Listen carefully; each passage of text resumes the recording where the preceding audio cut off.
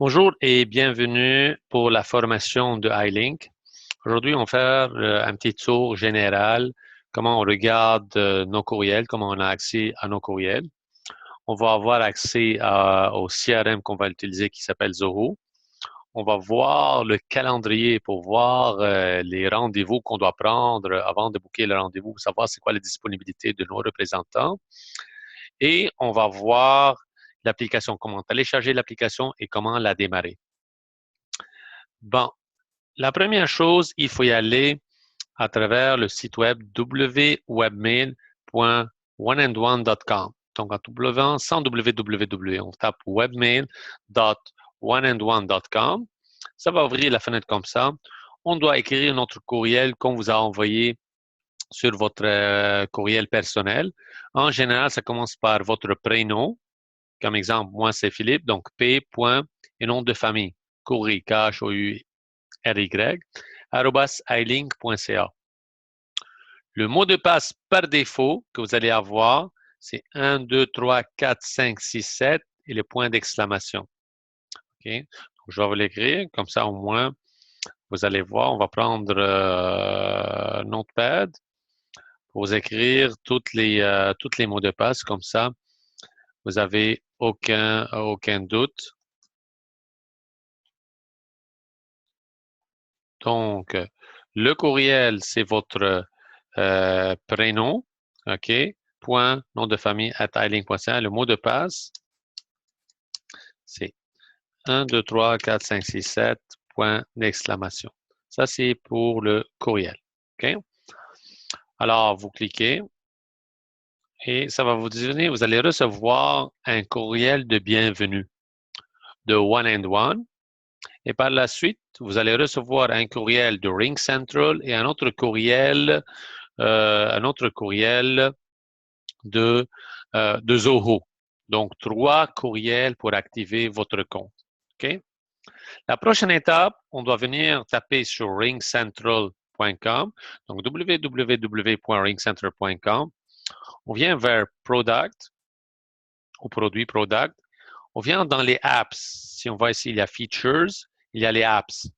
Donc, dans les apps, on va choisir Desktop Apps pour télécharger l'application. Desktop Apps. Et par la suite, on va voir s'il y a pour PC ou pour Mac. Vous choisissez l'option qu'il y a selon votre ordinateur. Donc, on fait le download. Par la suite, lorsque je fais la download, ça va ouvrir l'application comme celui-là. Mais avant, il faut se loguer. Donc, vous devrez avoir votre numéro de téléphone qu'on vous a donné avec votre extension et votre mot de passe. Exemple, comme le mien, moi, c'est 514-400-3263. Donc, chacun de vous a avoir son numéro direct unique. Comme celui-là, si les personnes m'appellent sur ce numéro-là, ça va sonner directement chez moi. Mais par contre, chacun de vous a 2 numéros. Ça s'appelle ligne directe et on a une autre ligne qui s'appelle le toll-free number. C'est-à-dire, si les gens appellent sur ce numéro-là, ça va sonner au bureau, ça va ouvrir la boîte vocale générale du bureau, OK? Et il devrait mettre l'extension. Chacun de vous a une extension. Si la personne ne met pas l'extension, ça va sonner dans la boîte vocale générale et l'appel ne sera pas directement viré vers vous. Donc, c'est pour cette raison-là, on vous donne votre extension. Comme le numéro du bureau, qu'on voit direct number, celui-là, et le main number de l'entreprise, c'est le 1-844-454-6246. Moi, mon poste, c'est le 102, l'extension 602. Mais chacun de vous a un numéro de poste. OK? Donc, ça, c'est pour dire. Donc, je peux choisir que les appels seront faits à travers le numéro général. Lorsque j'appelle, ça va apparaître ce numéro-là. Mais si je choisis le direct number, on n'a pas besoin de mettre l'extension, ça va sonner directement chez vous. Donc, avec le mot de passe, lorsqu'on va vous l'envoyer, votre numéro de téléphone, le mot de passe pour accéder à cette application-là, ça va être, donc, le mot de passe pour Ring Central, ça va être I comme Italie en majuscule, link avec comme iLink, B de B, point d'exclamation. Donc, iLink B2B. Donc, I, la première lettre en majuscule, les autres sont minuscules avec plein d'exclamations pour accéder à votre application. Lorsque ça ouvre, vous allez voir ici vos messages, vos messages que vous pouvez écouter si les gens vous laissent sur votre boîte vocale. Comme exemple, elle peut nous envoyer un message texte ou ça ce sont des messages textes. Ou ça pourrait être des voice. Là, comme celle-là, j'ai reçu de Jiban, je peux l'écouter, je peux le sauvegarder ou je peux le deleter. Et ainsi de suite. Ça, si on reçoit un fax, et ça, si on reçoit un message texte à l'interne. C'est-à-dire, ici, les messages textes entre nous à l'interne, entre les employés. Par la suite, les favoris, je peux programmer des favoris. Mes appels récents que j'ai faits, OK, all missed. Les contacts, les employés de l'entreprise, OK. Et voici le téléphone si je dois faire des appels. Lorsque j'ouvre l'application, je dois aller dans le Settings pour configurer le casque écouteur. Donc, nous, on vous recommande un certain casque qui a une option de cancel noise, c'est-à-dire de couper le son aux alentours de vous, OK, comme noise cut. Donc, c'est-à-dire noise cancellation. Donc, s'il y a un bruit aux alentours de vous, exemple, s'il y a une auto qui passe, exemple, s'il y a des enfants qui crient, le micro ne va pas capter ça. Il va prendre seulement votre voix. C'est pour ça que nous, on utilise le Plantronics. Plantronics Headset qui est recommandé. Et là, comme vous voyez ici, ça doit être les configurations de votre casque. OK? Donc, quand vous pluguez votre clé, votre USB avec le casque, avec l'écouteur, vous devrez choisir, comme vous voyez, ça monte en vert, donc ça c'est un test. Vous devrez voir choisir les configurations de votre casque et non pas celles de votre ordinateur Same as System ou Integrated ou Stereo. Non, ça doit être headset, microphone, comme moi, Plantronics. Lesquels qu'on utilise, je vais vous montrer le modèle qu'on utilise que vous pouvez commander. Ça coûte à peu près aux alentours de 40 $ chez nous. Je ne sais pas chez vous. Plantronics, le modèle, et Plantronics, excusez-moi, ça s'appelle Plantronics. Le modèle, c'est Black Wire et le modèle, c'est C320M. Donc, ce casque-là a l'option, je vais monter avec les photos. Ce casque-là a l'option, comme celui-là, il y a l'option, il vient avec une remote control pour augmenter le volume, baisser le volume, mettre sur mute ou prendre les appels et fermer les appels. Et cette option-là ici, il a l'option noise cut ou cancellation, noise cancellation. Si votre casque n'a pas cette option-là, vous ne pouvez pas travailler parce que ce n'est pas professionnel. Ça va sortir tous les sons qui sont aux alentours de vous et pour les appels, ça ne va pas être maximisé. Donc, ça, c'est concernant le Plantronics. Maintenant, une fois que l'application a été téléchargée et on a configuré ça, on a testé. Parfait, je peux fermer cette partie-là. On est prêt à faire des appels. Maintenant, tous nos appels sont enregistrés. Alors, pour réécouter nos appels, on doit revenir sur l'application ringcenter.com et non pas l'application, exactement sur le web. Et là, ici, vers le login. Lorsque je clique sur le login, j'arrive ici, OK, je mets Canada, sûrement. Je mets mon numéro de téléphone, mon extension avec le mot de passe que j'ai mis iLink, I majuscule, iLink, B2B, point d'exclamation, je log. Lorsque je vais loguer, je peux y aller dans le call log, le history. OK? On attend que ça télécharge l'application. Donc, dans les call logs, lorsque je clique call log, je vois tous les appels qui ont été faits, comme last 7 days or yesterday, je mets show, ça va sortir tous les appels. Et vous voyez chaque numéro. Et ici, quand je clique sur ce téléphone-là, je peux télécharger l'audio ou je peux mettre ici, ça commence à parler. OK? Alors, vous voyez, donc, je peux mettre comme ça.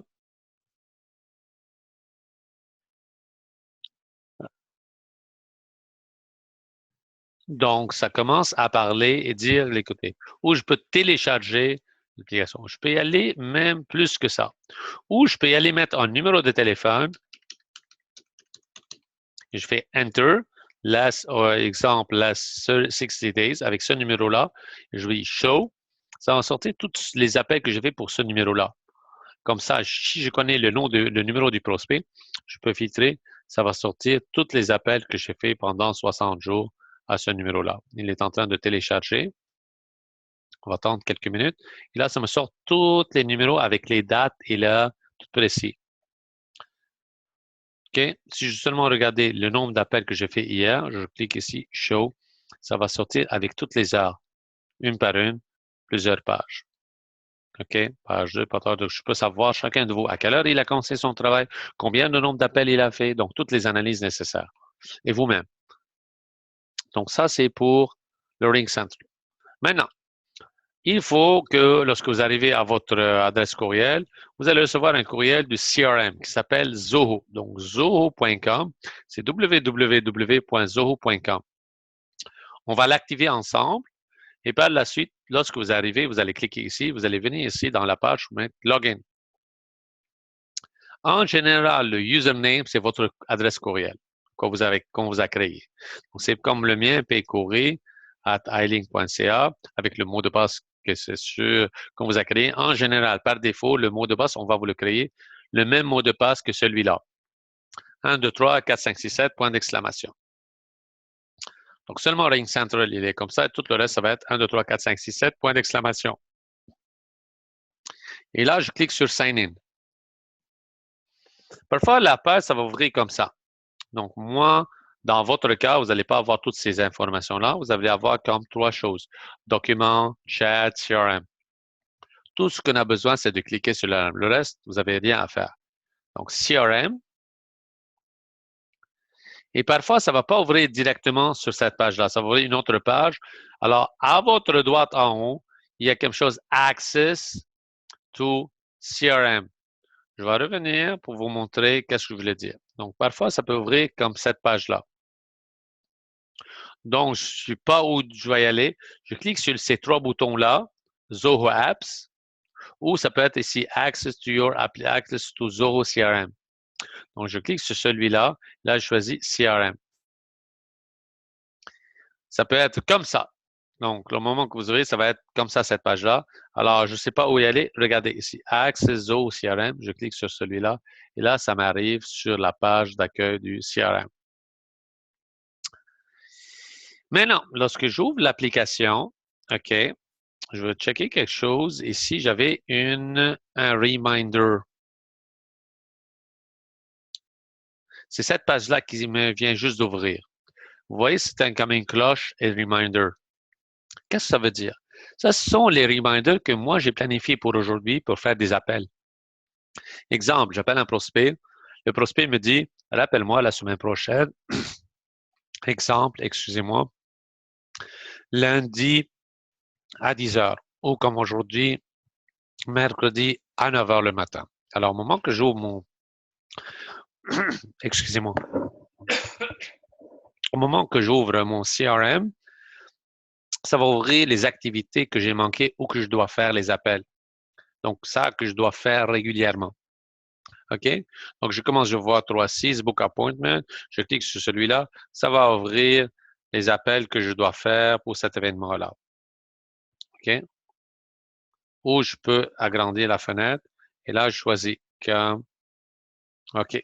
Et là, je peux copier pour voir comme Robert Irving. Je peux copier et aller dans la page pour faire les appels. OK? Donc, je peux aller comme ça. Ou avec Robert Irving, je peux le copier search. Robert, ça va y aller ici. Ou en cliquant maintenant, ça ne prend pas directement vers le lien. Je ne sais pas pour quelle raison, mais je peux copier ici. Le nom va aller dans le CRM, chercher le lead et se faire des appels. OK? Au moment que j'ouvre cette fenêtre-là, la première chose que devrait avoir, on doit dire au système Zoho de communiquer avec Ring Central parce que tous vos appels devraient passer à travers ce système-là. On ne va pas passer à travers l'application. On ne va pas pitonner les numéros un par un. On ne va pas pencher les numéros. On va laisser Zoho contrôler ça. On va vous expliquer par la suite qu'est-ce que je veux dire que Zoho contrôle ça. Donc, j'arrive ici, je fais dans le bouton vert ici. En général, c'est un bouton de zone gris. Je vais me déconnecter, logout. Lorsque j'arrive, il est comme ça, de couleur gris. Je clique sur celui-là. Et puis là, je dis Login to Ring Central. Je dois dire aux autres de communiquer avec Ring Central. J'arrive ici. On va mettre comme Canada, le numéro de téléphone qu'on vous a fourni. Comme moi, c'est ma ligne 514-400-3263. Le mot de passe qu'on vous a fourni qui est I majuscule ligne B2B. Et là, je me connecte login. Là, je fais autoriser. Et là, ça me dit login successfully with Ring Central. Donc maintenant, je suis connecté avec Ring Central. La prochaine étape, ça va venir ici, dans le menu ici. J'en ai Home, Feeds, Leads, Activity, Potential. La première chose, je dois savoir quelles sont les activités, les appels que je dois faire. Si je n'ai pas ce menu qui s'est ouvert, le pop-up ou le reminder ou l'alarme pour me dire, OK, quels sont mes appels que je dois faire aujourd'hui, je peux y aller dans les activités. Et là, je peux filtrer ici, dans le menu ici, My Schedule Call. Et là, ça va sortir tous mes appels d'aujourd'hui ou celles qui sont en retard. Comme My Schedule Call ou My Today Schedule Call. J'en ai pas. Parce que l'autre, c'était mes appels. My Today Schedule Overdue Calls. Donc, vous pouvez jouer avec ça. Donc, il y en a plusieurs façons. Schedule a call, This Week Events, Today Events. On va voir c'est quoi chacune de ça. Mais toujours, c'est les appels qui m'intéressent. My Overdue Calls. Si je clique, et là, ça va sortir tous les appels que je suis en retard, je dois les faire. Comme exemple, le 30 mai, 31 mai, 26 juillet, 29 juillet, le 1er août, et ainsi de suite, le 5 août. Et par la suite, vous voyez ici, c'est Show Records par 100 of page. Donc, si je clique Show Me par 10, ça va me sortir les 10. Si je clique sur 100, ça va apparaître toute la liste par 100. Et par la suite, je vois ici qu'il y a des pages. Je peux tourner la page en cliquant sur la flèche. Là, je suis dans la deuxième page. Là, je vais retourner. Je retourne à la première page. Donc, ça, c'est pour les activités. Maintenant, tout ce qu'on a besoin, c'est de cliquer sur le Leads ici pour voir la liste de leads. Lorsque la liste de leads, ça va ouvrir, vous allez voir les listes des prospects. La première colonne, le nom de la personne, le nom du prospect. La deuxième colonne, c'est la compagnie. La troisième colonne, Client Name, c'est-à-dire le projet, les projets que vous devrez travailler. Et on voit ici qu'il y a plusieurs projets, comme iLink, un projet, TELUS, c'est un projet, TELUS, c'est un projet. J'ai MHC, j'ai N4T, j'ai 3.6, donc il y en a plusieurs projets. Operating as, on va voir qu'est-ce que ça veut dire operating as. Le client name, c'est-à-dire c'est qui le nom du représentant du projet qui va faire la démonstration chez le prospect. Donc, le client name qui est mon client, comme exemple TELUS, c'est représenté par Roy Abinassif. Donc, Roy va y aller faire la présentation lorsqu'on lui book un rendez-vous pour TELUS. C'est lui qui va représenter TELUS et va faire la démonstration chez le prospect. Lead owner, qui est la personne responsable de ce dossier-là? Qui va être vous. Donc, ça va être votre nom. Comme ici, bienvenue. Ça, c'est un nom de notre employé qui est responsable de ce function lab, de ce prospect-là, et ainsi de suite. Lead status, le statut du prospect, il est dans quelle phase, et le numéro de téléphone. Donc, vous voyez, comme ça, j'en ai des informations. Maintenant, pour revenir à Operating As, ou au nom de l'entreprise, vous voyez ici, il y a un numéro. Le nom de la compagnie s'appelle celui-là 922-1970 Québec Inc. Qu'est-ce que ça veut dire, ça? Ça veut dire que c'est un numéro, c'est une entreprise. Le nom de l'entreprise, c'est un numéro. Pourquoi c'est un numéro? Pourquoi? Parce que peut-être lorsque les actionnaires voulaient créer une entreprise, ils voulaient avoir réservé un nom. Et pour réserver un nom, ils vont faire la demande vers le gouvernement. Et le gouvernement peut revenir pendant 1 semaine, 2 semaines, pour s'assurer que le nom qu'ils vont choisir, il est unique. Il n'y a pas une autre entreprise qui s'appelle ce même nom-là. Mais les actionnaires, ils sont en rush, donc ils veulent ouvrir absolument l'entreprise dans 24 heures. Alors, c'est pour cela, ils demandent au gouvernement, en attendant de faire les recherches pour réserver un nom, donne-moi un numéro, et par la suite, on va réserver le nom. Donc ça devient leur nom légal. Et par la suite, lorsqu'ils cherchent, ils sont approuvés par leur nom, ils trouvent un autre nom, ils approuvent par le gouvernement, et là, ça lui donne un nom. Comme exemple, c'est un nom légal, et voici, ils l'ont réservé par la suite, paysagiste GEP. Donc, ils ont deux noms. Donc, ça, c'est pour ce qui est populaire, et par la suite, ils ont leur numéro là. Mais vous voyez, il y a des caractères bizarres. Comme exemple, je ne sais pas c'est quoi, VA chapeau RY Tremblay. Ou comme ici, QU, il y a VCBE, c'est Québec. Pourquoi ces caractères-là? Par défaut, parce que notre base de données, elle est anglophone, elle est en anglais. Mais en anglais, il n'y a pas de CCD, il n'y a pas de E accent aigu, il n'y a pas ces affaires-là. Alors, c'est converti en des caractères comme ça. Alors, pour ça, quand vous voyez, exemple, ici, Tremblay. Donc, moi, je pense que c'est Éric, E accent aigu, Tremblay. Comme ici, Éric Géoffron, Éric Danjou. Donc, ça se voit, je peux lire quand même les informations. OK? Comme ici, j'essaie de deviner s'il y a des caractères qui sont bizarres. Comme ici, métal, ça se voit, métal CN. Donc, je corrige ça par la suite lorsque je vois quelque chose comme ça. LTTE, lorsque je clique sur le dossier, par la suite, je peux modifier. Donc, comme je dis, je peux y aller par page comme ça, OK, ou je peux y aller en reculant, ou faire filtrer par nombre de pages. Parfois, ici, vous n'allez pas avoir le nom du prospect. On n'a pas le nom du prospect, mais on est obligé de mettre quelque chose dans ce champ pour ne pas que ce soit vide.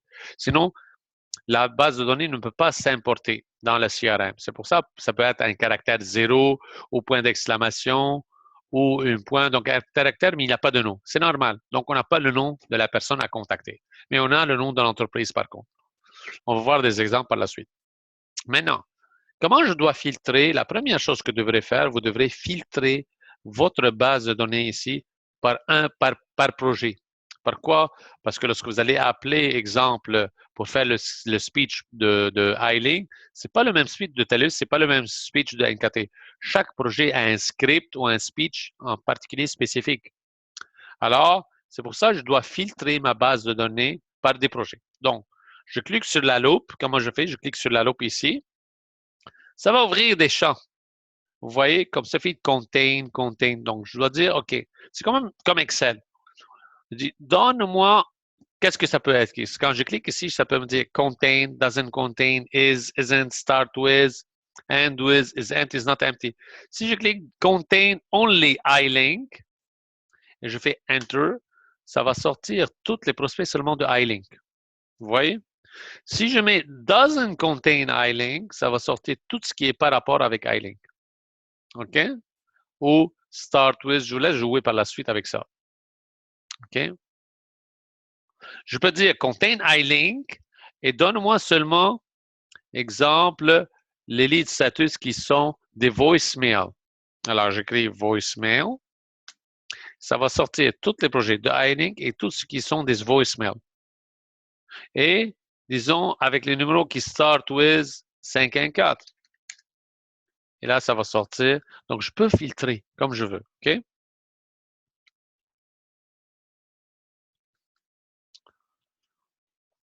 Donc, la première chose, on met le nom du projet qu'on va travailler, qu'on va vous donner. En général, on va vous donner la première chose, c'est un projet, mais à fur et à mesure, on va vous donner plusieurs projets. Donc, il faut mettre toujours le projet pour ne pas que vous appelez TELUS, mais pour le projet de NKT.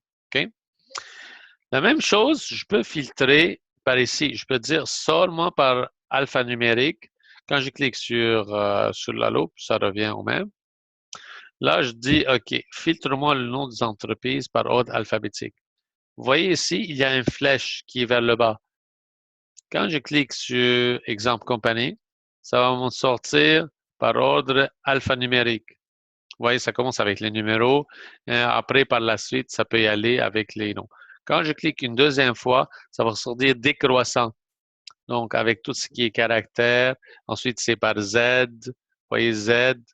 Alors, je peux y aller Z. Après le Z, Y, V, par ordre décroissant. Donc,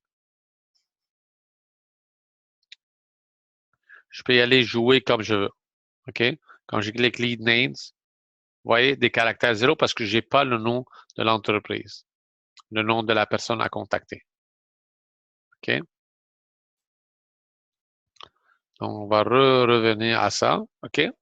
Maintenant, On va y entrer en détail pour chaque lead. Comment je fais? Donc, j'ai filtré, je vais filtrer exemple, on va dire iLink, Enter, ou MHC, exemple, un projet de MHC. Ça va sortir toutes les leads de MHC. OK? Maintenant, si je veux me cliquer pour entrer sur un lead, je clique sur le nom, OK, et non pas Edit. Je clique sur le nom. Comme exemple, ici, Zin Michel. Je clique, ça va ouvrir le nom de la personne à contacter, le nom de l'entreprise, la personne qui est responsable, qui est votre prénom, le numéro de téléphone et le lead status. On va voir en détail. Si je veux modifier cette information, comme exemple, je trouve qu'il y a une erreur ici dans le nom, je peux cliquer Edit, Edit et ça va ouvrir tous les champs. Et le problème avec ça, c'est si vous arrivez à modifier par erreur une chose, vous recevrez un appel et vous oubliez de le sauvegarder ou vous effacez quelque chose. Donc, vous risquez d'effacer quelque chose dans tous les champs. Alors, moi, ce que je suggère, annuler. J'arrive ici, je clique sur chacun, ça pourrait ouvrir comme Edit, Edit. Donc, je clique sur Edit. Je change seulement cette partie-là et le reste reste demeuré constant pour ne pas avoir un risque de changer tout. OK? Maintenant, ici, quel genre d'informations que j'ai? J'ai le nom de la personne, le nom de l'entreprise, la personne qui est responsable du dossier, le numéro de téléphone, le lead status. Ici, il y a des 3 points. Ça fait Hide Detail ou Show Detail. Lorsque je clique sur Hide Detail, ça cache toutes les informations, ça apparaît en sommaire. Quand je clique sur les 3 points, Show Detail, qu'est-ce que ça me donne? Ça me donne le nom de l'entreprise, Operating as, ils ont un autre nom, téléphone, le nom de la personne à contacter, c'est quoi le nom du projet et qui est la personne qui est le représentant de ce projet-là et le lead status. Decision Maker. First name DM, c'est-à-dire first name decision maker. C'est qui la personne qui est décisionnelle pour chaque projet? Il y a une personne qu'on doit contacter. Exemple, pour un projet de TELUS, vu que TELUS, c'est une firme de télécommunication, donc on va appeler à la personne qui est responsable de la télécommunication ou le directeur de la télécommunication. Donc, ça peut être pas ce nom-là, parce que celui-là, c'est peut-être le président, le propriétaire ou l'actionnaire, mais ce n'est pas nécessairement à lui qu'on doit parler. On doit parler, comme exemple, au directeur de télécommunication. Alors, je dois avoir ici son nom et son information. Si je ne l'ai pas, moi, je ne l'ai pas. Lorsque j'ai cette information-là, je l'ajoute ici et je le sauvegarde. Comme exemple, first name Philippe, save. Nom de famille, c'est quoi son poste? Directeur de télécommunication. C'est quoi son adresse courriel? Si j'ai un nom qui est différent de celui-là, c'est-à-dire celui-là est le propriétaire, parce que si on voit président, comme Zin Michael, il est le président de cette entreprise-là. Parfois, il est décédé. Parfois, il n'est plus là. Ce n'est pas la bonne personne. Donc, on change les informations qu'on trouve. Ce n'est pas pertinent. On le change, on la modifie. Quand on voit c'est vide, ça veut dire que c'est peut-être lui le même décisionnel. Si on n'a pas, on essaie de voir, on communique avec la personne avec ce nom-là et on modifie les informations. Par la suite, j'ai les détails sur l'entreprise. C'est quoi leur code de science? Le code de science, c'est-à-dire dans quelle industrie? Dans l'Amérique du Nord, il y a des codes de science qui définissent chaque entreprise à quel secteur d'activité il appartient. OK? Et c'est quoi leur annual revenue? C'est quoi leur chiffre d'affaires annuel à peu près? Quand je vois 1,2, c'est-à-dire ils font 1,2 million. 0,5, c'est-à-dire 500 000. 18,00, c'est-à-dire 18 millions. OK? Par la suite, l'adresse. Ici, on voit l'adresse de l'entreprise. OK. Là, on doit confirmer, quand on book un rendez-vous, on doit confirmer l'adresse pour ne pas déplacer mon représentant à une mauvaise adresse. Ou peut-être, il en a plusieurs adresses, comme il y a l'adresse de l'usine, l'adresse de l'entrepôt et l'adresse du bureau chef. Alors, on va vérifier où ça va être la rencontre. On modifie ici, on valide l'information. Agency. Cette partie-là, c'est très important à savoir qu'elle est utilisée uniquement pour le projet de MHC. Cette information qu'elle est pertinente. Pourquoi?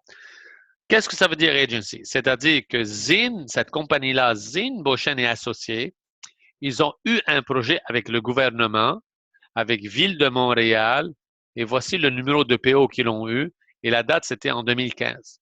Parce que qu'est-ce qui arrive? Lorsque vous allez appeler le prospect, comme exemple, M. Zin Michel, il va vous dire, mais comment vous avez obtenu mes coordonnées? Vous allez dire, parce que vous avez eu, ça, vous utilisez comme cette carte-là s'il vous demande la question. Ça, c'est une carte gold, si on va dire. C'est votre carte jockey, si on veut dire, quand vous jouez à carte. C'est votre carte de sauvegarde. Donc, vous pouvez lui dire que, monsieur, parce que vous avez eu un projet avec Ville de Montréal, votre PO, c'était le 107-8283 en 2015. C'était pour réalisation d'une étude d'inventaire et caractérisation structure commerciale, rue Saint-Denis. Et voici toutes les informations. Donc, comme ça, le monsieur Michel, il va savoir, ah oui, vous connaissez certaines informations sur notre entreprise. Il va, au moins, vous allez avoir de la crédibilité. OK? Ça, c'est uniquement cette information avec le projet MRC. Par la suite, on a les notes. OK. Donc ça, vous pouvez mettre des notes. Chaque appel, vous devrez mettre des notes. Qu'est-ce qui s'est passé durant l'appel? Bon, j'ai parlé avec M. Zen Michel. Il m'a dit qu'il est intéressé, mais il part en vacances du telle à telle date. Et là, je mets toutes les informations pertinentes. Si je sauvegarde, ça va apparaître dans l'historique. Comme ça, la deuxième fois, lorsqu'on consulte le dossier, on veut savoir qu'est-ce qui est arrivé. Ah, je ne suis pas intéressé. OK, mais pourquoi il n'est pas intéressé? On va savoir. Ah, parce qu'il va fermer ses portes, il fait bankrupt. C'est quoi la raison? OK? Par la suite, on arrive ici, il y a deux champs qui sont importants. Il y a Open Activity et Close Activity. Open Activity, c'est-à-dire toutes les activités qui sont courantes, qui ne sont pas encore terminées ou exécutées. Que ce soit quand il vous dit « rappelle-moi la semaine prochaine », je dois mettre un reminder et cette reminder-là, ça va être ici dans le Open Activity parce que la semaine prochaine, on n'est pas en rendu à cette date-là, mais on voit qu'il y a un rappel, on doit faire un suivi avec ce dossier-là. Close Activity, c'est-à-dire qu'aujourd'hui, comme nous sommes le 7 septembre, je vois le 4 août, on l'a appelé. Donc, toutes les activités qu'il y a eu en tant qu'appel, en tant qu'événement, on peut les voir dans les Close Activity. Comme on voit, c'est des Gaëtan qui l'a appelé le 4 août à 11h48. Et avant ça, il l'a appelé le 29 juillet à 11h53. Donc, toutes les historiques, ça apparaît ici. Et s'il nous a envoyé un courriel, ça apparaît ici. Donc, ça, c'est toutes les historiques du système. Maintenant, on va voir qu'est-ce que vous avez Open Activity. Mais avant d'y aller Open Activity, je vais y aller vers le Lead Status. OK? Ici. Lead Status. Quand je clique sur Edit, j'ai plusieurs champs. J'ai None jusqu'à 15, de 1 à 15. Par défaut, vous allez voir None ou Data Verify ou Data Non-Verify ou Import. C'est quoi la différence? Par défaut, ça va venir Import ou None. Mais si vous voyez Data Verify, c'est-à-dire que les informations, ces prospects-là, on les a donnés à une équipe chez nous à l'interne pour vérifier les informations, c'est-à-dire l'adresse, le nom, la personne. Donc, lorsqu'il appelle la personne à l'interne ici, il appelle la réceptionniste, ben, il parle avec elle, dit bonjour, je veux savoir si vous êtes toujours situé à telle adresse. Il confirme l'adresse, il confirme le nom, il cherche l'information. À la fin, ça s'appelle Me Data Verify, c'est-à-dire ce prospect-là, il a vérifié. Quand il écrit Data Non Verify, c'est-à-dire la réceptionniste, elle a refusé de donner ces informations-là, elle a refusé. C'est pour ça qu'elle met, on n'a pas pu mettre Data Non Verify. Et si c'est imported, c'est-à-dire que nous, on a pris le lead d'un de nos employés ici qui a quitté l'entreprise ou qui est en vacances, on l'a réassigné ces informations-là vers vous. OK? Ça peut être dans Import. Que ce soit, peut-être c'était avant, c'était des voicemails d'une autre personne qui travaille sur le dossier, mais ça fait longtemps qu'il a quitté, mais on veut réassigner ce lead à une autre personne. Donc, on fait comme import. Donc, ça veut dire ça vient d'une autre personne qui a travaillé le dossier et qu'on n'a rien abouti ou c'était des voicemails. Maintenant, voicemail, no answer, le statut, c'est-à-dire lorsque vous appelez, vous parlez à la réception, elle vous transfère au bon decision maker, mais vous tombez sur sa boîte vocale. Prenez-y en note, et je répète, c'est très important, lorsque vous tombez sur la boîte vocale du decision maker et non pas la boîte vocale générale de l'entreprise. Et on ne laisse jamais de message, jamais, jamais, jamais. On reste rien, on accroche, on rapproche une autre fois. Pourquoi? Parce que n'oubliez pas, vous êtes toujours au téléphone. Donc, c'est impossible que l'autre personne, quand il voit l'appel, il a accès à vous parler directement. C'est pour la simple raison, on ne met pas de message, c'est on rappelle. OK? Block by Gatekeeper. Vous appelez, la réception dit, OK, c'est pour quel sujet? Vous dites, ah, moi, j'appelle de la compagnie XYZ, c'est pour parler avec monsieur parce qu'on est intéressé. Ah, je ne suis pas intéressé, elle ferme la ligne. Donc, ça, vous êtes bloqué par la gatekeeper, par la réception, mais block by gatekeeper. Qu'est-ce qu'on pourrait faire? La prochaine fois, lorsque je vais appeler, je vais essayer d'appeler avant les heures ou après les heures. C'est-à-dire, si l'entreprise ouvre à 9 heures, je vais essayer d'appeler avant 9 heures. Pourquoi? Parce que le réceptionniste n'est pas encore rentré et toujours les directeurs viennent de bonne heure, arrivent avant les employés ou ils restent tard. Donc, le réceptionniste va partir peut-être à 4 heures, 5 heures. J'essaie d'appeler à cette période-là. Comme ça, je peux acheminer, dépasser le gatekeeper. Ou parfois, je dis non, on n'est pas intéressé. Mais essayez de chercher c'est qui le bon decision maker. Dis-lui, OK, je vais l'envoyer un courriel. Lorsque vous aurez ces informations-là, je descends, je l'écris dans le first name decision maker. Et la prochaine fois, lorsque je l'appelle le lendemain, je dis bonjour, je peux parler avec Michel Zen. Elle va dire elle va penser que vous le savez. Elle va vous le passer. Mais si elle vous bloque une deuxième fois, alors on va essayer d'une autre façon de la dépasser avant qu'elle arrive. Contact in future, lorsque vous parlez au decision maker, il vous dit, OK, rappelez-moi la semaine prochaine à 11 heures. Et là, on va savoir qu'est-ce qu'on pourrait faire, on va voir. Contact d'un pre-qualifier, vous avez parlé au bon decision maker, il m'a dit, OK, mais envoyez-moi la documentation, un courriel, et moi, je vais vous rappeler lorsque je serai intéressé. Donc, il est intéressé, il va avoir l'information de plus, et c'est lui qui va nous contacter. Je me contacte un pre-qualifier. Et je fais un rappel d'ici 2 jours, 3 jours, une semaine pour dire bonjour, est-ce que vous avez reçu ma documentation? Vous m'avez dit que vous êtes intéressé. Est-ce qu'on peut booker un rendez-vous? OK? Book appointment. Lorsqu'il dit oui, on boucle le rendez-vous, on met 7. Contacted but not qualified, c'est-à-dire on l'a appelé, mais il ne respecte pas certains critères de qualification. Exemple, pour chaque projet, on va dire c'est quoi les critères de qualification nécessaires. Exemple, pour le projet de TELUS, qui est une firme de télécommunications, les critères qu'on doit vérifier, c'est que l'entreprise offre des lignes cellulaires à leurs employés et qu'elle a présentement 5 lignes cellulaires et plus avant de booker le rendez-vous. Donc, si j'appelle et ils n'ont pas 5 lignes et plus, je ne peux pas réserver un rendez-vous à mon représentant. Mais ils sont qualifiés. Donc, je dis contacted, but not qualified. Pourquoi? Parce qu'ils ont 2 lignes. Donc, on va mettre ça dans les notes. Donc, pourquoi ils ne sont pas qualifiés? OK? Junk leads, compagnie fermée, mauvais numéro, elle a fermé ses portes, ces gens-là. Not interested. Lorsqu'on parle au decision maker, non pas à la réception. Lorsque la réception dit not interested, c'est-à-dire vous êtes blocked by gatekeeper. Mais lorsque vous parlez à bon decision maker, c'est-à-dire not interested, bon, je mets not interested. Par la suite, toutes les autres choses, c'est réservé à l'administration. Donc, vous devez avoir de 3 jusqu'à 10 que vous avez accès. OK? Maintenant, on va revenir lorsqu'il dit Contact in future. Contactez-moi la semaine prochaine. Je mets Contact in future. Et là, je ne mets pas dans les notes. Je vais venir ici dans le Open Activity. Je dois mettre un rappel. Parce que n'oubliez pas, au nombre de prospects que vous avez dans la base de données, 400 ou 500, c'est impossible de se rappeler qui on va appeler, à quel moment on va appeler et quand est-ce qu'on va l'appeler. OK? C'est pour cette raison-là, on va faire des rappels, des reminders, des alarmes pour nous rappeler du rendez-vous. Je vais ici, je dis log et call. OK? Je clique sur log et call. Et là, je mets le sujet. Rappeler M. Michel Zen. OK? Call type, it's outbound. L'appel, c'est pour prospecting, non pas pour faire un démo, non pas pour un support.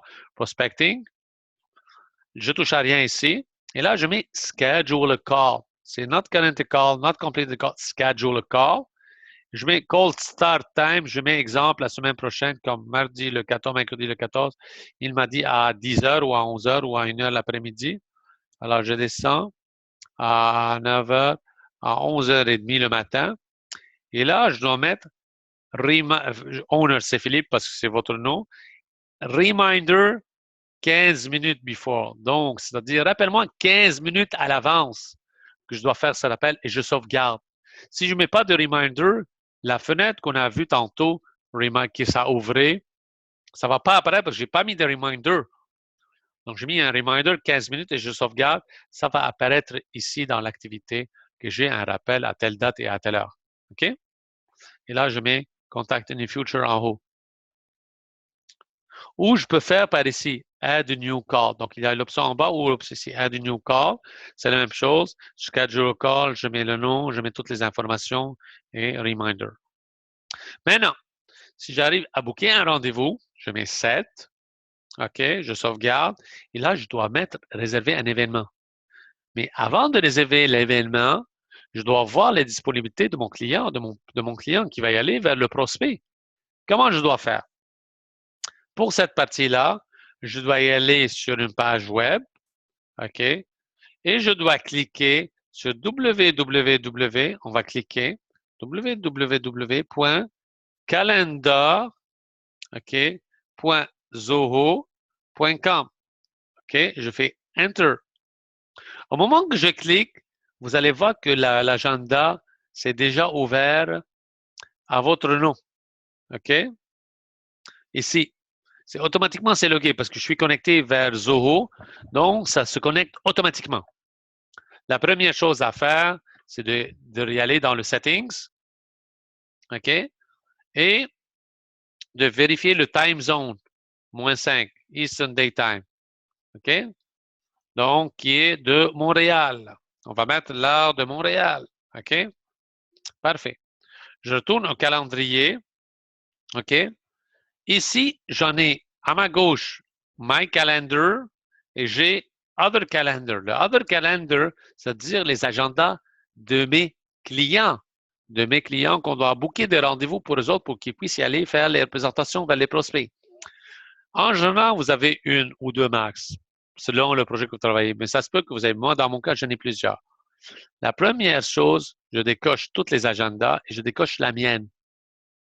Parce que si je coche la mienne, ça va apparaître mon agenda à moi. Sinon, ça va apparaître mon agenda à moi.